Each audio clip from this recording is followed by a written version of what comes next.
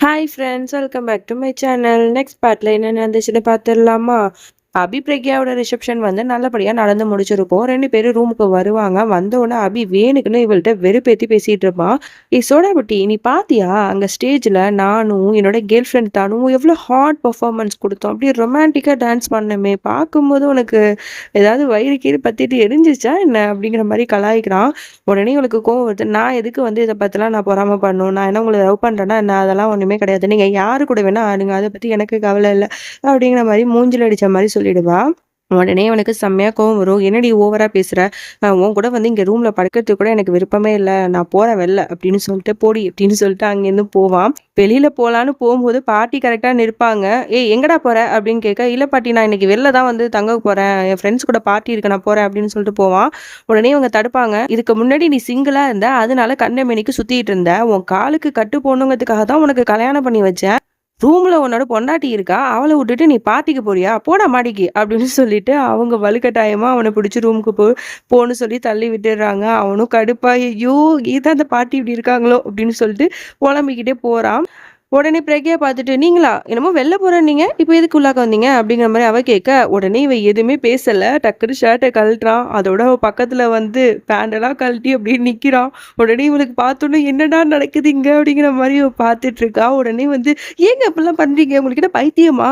எதுக்கு இப்படிலாம் பண்றீங்க?" அப்படின்னு கேட்க, "ஏய் வாய அடக்குடி. இது என் ரூமு. நான் அப்படிதான் இருப்பேன். எனக்கு இப்படி வந்து திறந்த மேனியா படுத்தா தான் எனக்கு தூக்கம் வரும். உனக்கு இதெல்லாம் பிடிக்கல அப்படின்னா, நீ வெளில போ" அப்படின்னு சொல்லிட்டு அவன் கேஷுவலா பேசிட்டு போய் படுக்குறான். உடனே இவளுக்கு செம்ம காண்டாவுது. ச்சே! இவர் கூட இங்க படுக்கவே தேவையில்ல. நம்ம வெளில போலாம் அப்படின்னு சொல்லிட்டு போவா. இங்க பாட்டி வந்து வெளில வந்து நிக்கிறத பார்த்துட்டு, "ஐய்யய்யோ! பாட்டியா? வெளில போனா ஏதாவது சொல்லுவாங்களோ?" அப்படின்னு சொல்லிட்டு பயந்துட்டு மறுபடியும் உள்ளாக்க போயிட்டு கண்ண பொத்திக்கிட்டே போய் தலகாணி எடுக்க போவா. அவன் அப்படியே திறந்த மேனிக்கு வந்து படுத்துட்டு, தலகாணிய வச்சு தான் மறைச்சு படுத்திருப்பான். இல்ல பாட்டி வேற கேட்டுட்டு இருப்பா. இவ கண்ண மூடிட்டே வந்து கண்ட இடத்துல தொட்டுருவா போல. உடனே, "ஏய் என்னடி ஓவரா வந்து என்ன வந்து அங்கங்க தொட பார்க்குறியா?" அப்படின்னு கேட்கும்போது, "நான் ஒண்ணும் அப்படிலாம் ஒண்ணும் கிடையாது. ரொம்ப ஆசை தான், நெனப்பு தான், பொழப்ப கெடுத்துச்சாம். அந்த மாரி ஒரு எண்ணத்துலலாம் நான் உங்க பக்கத்துல வரல. தலகாணி எடுக்க தான் வந்தேன்" அப்படின்னு சொல்லிட்டு அத பாட்டுக்கு எடுத்துட்டு, அவ போயிட்டு பால்கனில போய் படுத்துக்கிறா. ரொம்ப குளிருது. பட் இருந்தாலும் படுத்திருக்கா. இங்க வந்து இவன் தும்மிட்டே இருக்கான். ஜலதோஷம் புடிச்சிருக்கும் போல. உடனே வந்து இவளுக்கு ரொம்ப டிஸ்டர்பன்ஸா இருக்கு. அதுக்கப்புறம் யோசிக்கிறா. சரி கசாயம் பண்ணி குடுக்கலான்னு சொல்லிட்டு அவனுக்கு கசாயம் பண்ணி குடுக்குறா. உடனே அவன் சொல்றான், "எனக்கு இதெல்லாம் வேணாம். என்ன இதெல்லாம் குடுத்து என்ன கொல்ல பார்க்குறியா?" அப்படிங்கிற மாரி கேட்குறான். "அதெல்லாம் ஒண்ணும் கிடையாது. இத குடிங்க. உடனே சரியாயிடும்." அப்படிங்கிற மாரி சொல்லும்போது, "உன்னோட ஹெல்ப் ஒண்ணும் எனக்கு தேவையில்ல" அப்படிங்கிறான். "இத பாருங்க, நான் ஒண்ணும் உங்க மேல இருக்கிற அக்கறையிலலாம் இதெல்லாம் பண்ணல. எனக்கு டிஸ்டர்பன்ஸா இருக்கு. அதனால தான். ஃபர்ஸ்ட்டு இத குடிங்க." அப்படிங்கிற மாரி அவன் சொல்ல, உடனே அவனும் இத குடிக்கிறான். குடிச்சு ஒரு 5 மினிட்ஸ்லயே வந்து அவனுக்கு அந்த ஜலதோஷம் வந்து சரியாயிடுது. ரொம்ப ஃபீல் குட்டா இருக்கான். உடனே வந்து ஹாப்பியா தான் இருக்கு. பட் இருந்தாலும் இவள்ட்ட வெளிய காட்டிக்க மாட்றான். அதோட வந்து சரி சொல்லிட்டு நல்லா படுத்து தூங்கிர்றான். தூங்குனதுக்கப்புறம் காலையில வந்து முழிச்சு பார்க்கும்போதே, தனு பக்கத்துல உட்காந்துருக்கிற மாரி இருக்கு. "தனு, நீ வந்துட்டியா? உன் ஃபேஸ்ல முழிச்சா தான் அந்த நாளே சூப்பரா இருக்கும்." அப்படின்னு சொல்லிட்டு அப்படியே பக்கத்திலேயே படுத்துட்டு இருக்கான். கடைசியில நம்மளோட பிரக்யா, "என்னங்க எந்திரிங்க, எந்திரிங்க" அப்படின்னு சொல்லிட்டு கத்துவா. உடனே அவன் பார்த்துட்டு, "நீயா? அப்ப இவ்வளோ நேரம் தனு பக்கத்துல இருந்தாளே, இல்ல கனவா?" அப்படிங்கிற மாரி முழிச்சிட்டு இருப்பான். அப்ப பக்கத்துல வந்து ஃபோன் வந்து அடிக்கிறாங்க, இந்தாங்க அப்படின்னு சொல்லிட்டு குடுத்துட்டு போயிடுவா. அதுல தனு தான் வந்து பேசிட்டு இருப்பா. தனு கிட்ட தான் அவன் பேசிட்டு இருப்பான். இத பார்த்துட்டு இங்க இருந்தா சரியா வராதுன்னு சொல்லிட்டு அவ பாட்டுக்கு கிச்சனுக்கு போயிடுவா ஃப்ரெஷ் ஆயிட்டு. பாட்டி வந்து இந்த மாரி, "என்னோட அபிக்கு வந்து நான் போட்ட காஃபினா ரொம்பவே பிடிக்கும். இது ரொம்பவே ஸ்பெஷலான காஃபி. எப்படி போடணும்னு சொல்லி தரேன். நெக்ஸ்ட் டைம் நீயே வந்து பழகிக்கமா" அப்படிங்கிற மாரி சொல்லி குடுப்பாங்க. உடனே அவளும் எடுத்துட்டு போய் அவனுக்கு குடுப்பா. அபின்னு நெனச்சுப்பான், இவ தான் வந்து காஃபி போட்டு எடுத்துட்டு வந்திருக்கா போல அப்படின்னு நெனச்சுட்டு, அத குடிச்சு பார்த்துட்டு டக்குனு, "நல்லாவே இல்ல. இவ்ளோ கேவலமான காஃபிய என் லைஃப்ல நான் குடிச்சதே இல்ல. ச்ச! இவ்ளோ கேவலமா இருக்கு. தூக்கிட்டு போ" அப்படிங்கிற மாரி அவகிட்ட வள்ளு வள்ளுன்னு புடுங்கிட்டு இருக்கான். இதெல்லாம் பாட்டி பக்கத்துல இருந்து பார்த்துட்டு உடனே கோவப்பட்டு திட்டுறாங்க. "என்னடா உனக்கு என்ன அவ்வளோ திமிரா? நீ சின்ன பிள்ளையா இருக்கிறதுலேருந்து இந்த காஃபி தானே நீ குடிப்ப. உனக்கு நான் போட்ட காஃபினா அவ்ளோ பிடிக்கும். இப்ப என்னன்னா இப்படி சொல்ற?" அப்படிங்கிற மாரி அவங்க கேட்க, "பாட்டி இது நீங்களா போட்டீங்க?" நான் "ஒண்ணும் இல்ல பாட்டி, சூப்பரா இருக்கு பாட்டி" அப்படி இப்படி சொல்லி சமாளிக்கிறான். ஆக்சுவலி அபி வந்து பிரக்யா தான் இந்த காஃபிய போட்டான்னு சொல்லிட்டு தான் வேணுக்குன்னு இந்த மாரிலாம் பண்ணியிருப்பான். கடைசியில அவனுக்கே பல்பு வாங்குன மாரி ஆயிடுச்சு. அதோட பாட்டி வந்து சொல்லுவாங்க, "நீங்க 2 பேரும் வந்து பிரக்யாவோட அம்மா வீட்டுக்கு போயிட்டு வா. மறு வீட்டுக்கு போகணும். ஸோ அதனால போயிட்டு வாங்க." அப்படிங்கிற மாரி மாதிரி சொல்லும்போது அபியும் வந்து அங்க போறான். ஸோ அது வந்து சின்ன ஒரு காலனி மாரி தானே இருக்கும். ஸோ அந்த இடத்துக்கு போனவுனயே அவ்ளோ கூட்டம் கூடிடுது. ஏன்னா அபி வந்து ஒரு ராக் ஸ்டார்ங்கிறதுனால அவனோட ஃபேன்ஸ் எல்லாம் அப்படியே கூட்டமா கூடிட்டு நிக்கிறாங்க. அபிக்கு ஒரு மாரி பெருமையா இருக்கு. ஆனா பிரக்யா அதெல்லாம் கண்டுக்கவே மாட்றா. "எதுக்கு இவ்ளோ பேர் கூடியிருக்காங்க?" அப்படின்னு சொல்லிட்டு. "ஏய் உன்னோட புருஷன் எவ்ளோ பெரிய ராக் ஸ்டார் தெரியுமா? நான் எவ்ளோ பெரிய செலிபிரிட்டி தெரியுமா? அதெல்லாம் தெரிஞ்சா தானே" அப்படின்னு சொல்லிட்டு உள்ளாக்க போவாங்க. போன உடனே அங்க இருக்கிறவங்கலாம் அவ்ளோ பார்த்து பார்த்து அபிய கவனிச்சுப்பாங்க. ஸ்வீட் எடுத்து வாயில வைக்கிறது, அப்புறம் அது இதுன்னு சொல்லிட்டு கண்ண மெனிக்க வந்து வாயில திணிச்சு விடுவாங்க. இதெல்லாம் பார்த்துட்டு, ஐயோ! போதுடா சாமின்னு சொல்லிட்டு ரூமுக்கு ஓடுவான். உடனே பிரக்யா வந்தோனே, "என்ன உன் வீட்ல உள்ளவங்கலாம் இப்படி கவனிக்கிறாங்க? என்னால முடியல தெரியுமா? இவ்ளோ கஷ்டமா இருக்கு தெரியுமா?" அப்படின்னு சொல்லிட்டு புலம்பிட்டு இருப்பான். அதோட இவன் வந்து தங்குற மாரி வந்திருக்க மாட்டான் போல. ஸோ அதனால ட்ரெஸ்லாம் எடுத்துட்டு வந்திருக்க மாட்டான். அங்க உள்ளவங்கலாம் வந்து ரொம்ப பேசி தங்க வச்சுருவாங்க. அதனால என்ன பண்றது தெரியாம, அங்க பிரக்யாவோட பெரியப்பாவோட ட்ரெஸ் இருக்கும். ஸோ அத தூக்கி போட்டுப்பான். அது வந்து ரொம்ப இவனுக்கு பெருசா இருக்கும். ஏன்னா பிரக்யாவோட பெரியப்பா ரொம்ப குண்டா இருப்பாரு. பிரக்யா, அம்மு 2 பேரும் வெளில போயிட்டு வருவாங்க. அபி இந்த கோலத்துல பார்த்த உடனே அப்படியே அம்மு வந்து சிரிச்சுட்டு இருப்பா. ஏன்னா ஃபேன வேற வந்து அந்த பக்கம் விட்டுருவாங்களா, உடனே அது காத்துல அப்படியே வந்து தொப தொபன்னு தொங்கும் அபிக்கு. உடனே சிரிச்சுட்டு இருப்பா. உடனே இவனுக்கு ஒரு மாதிரி ஆயிடும். ஐயோ! எல்லாரும் நம்மள பத்தி சிரிக்கிறாங்களோ அப்படின்னு சொல்லிட்டு. என்னடா பண்ணலாம் இந்த வீட்ல அப்படின்னு சொல்லிட்டு போரிங்கா சுத்திட்டு இருக்கும்போது, சரி மொட்டை மாடிக்கு போலாம் அப்படின்னு சொல்லிட்டு அவன் மாடிக்கு போம்போது, அங்க பிரக்யாவோட பாட்டி வந்து காஃப் சிரப்ங்கிற பேர்ல சரக்கு ஊத்தி குடிச்சிட்டு இருப்பாங்க. ஸோ இத பார்த்த உடனே, "பாட்டி என்ன பண்ணிட்டு இருக்கீங்க? அதுவும் இங்க திருட்டுத்தனமா?" அப்படிங்கிற மாரி பார்த்த உடனே அவனுக்கு தெரிஞ்சிரும்.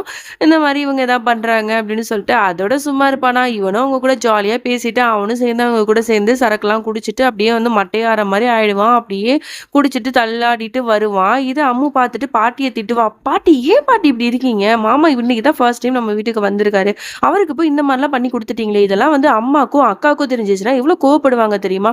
அப்படின்னு சொல்லிட்டு இருக்கும்போது, உடனே அபி வந்து போதையில வேற ரூமுக்கு போவான்.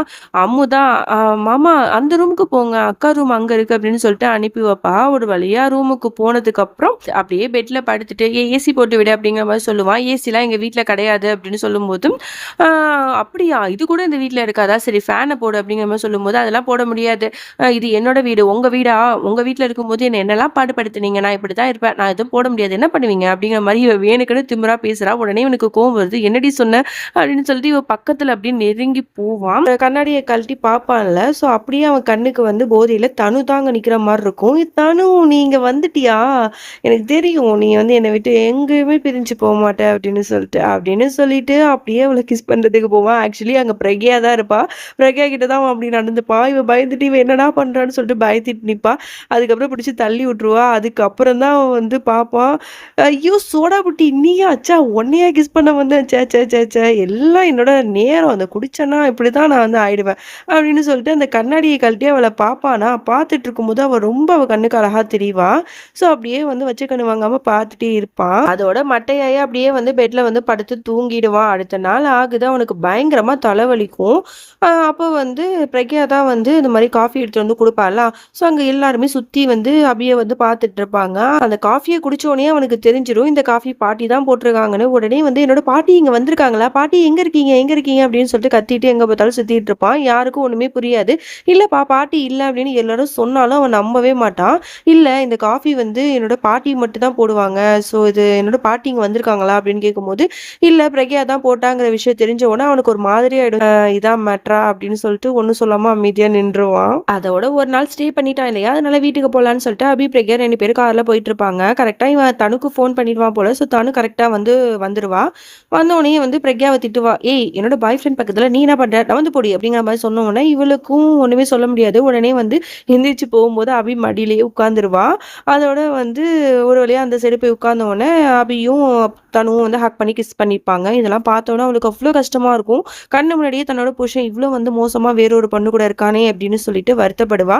அதோட வீட்டுக்கு போன உடனே பாட்டிக்கு ரெடியா நிப்பாங்க. இந்த மாதிரி வந்து உங்க 2 பேருக்கும் ஹனிமூன் வந்து பேக்கேஜ் வந்து புக் பண்ணியிருக்கேன். ஸோ நீங்க 2 பேரும் சீக்கிரமா கிளம்புங்க அப்படிங்கிற மாரிலாம் சொல்லும்போது, அபியோட ஃபேஸே மாறிடும். "என்ன பாட்டி?" அப்படிங்கிற மாரி சொல்லுவான். பட் அவனால எதுவுமே ரியாக்ட் பண்ண முடியாதனால ரூம்ல போயிட்டு திட்டிட்டு இருப்பான். "உன்னால எனக்கு எல்லாமே தொல்ல தான். பாட்டிய பாரு இந்த மாரி வெல்லம் பண்றாங்க.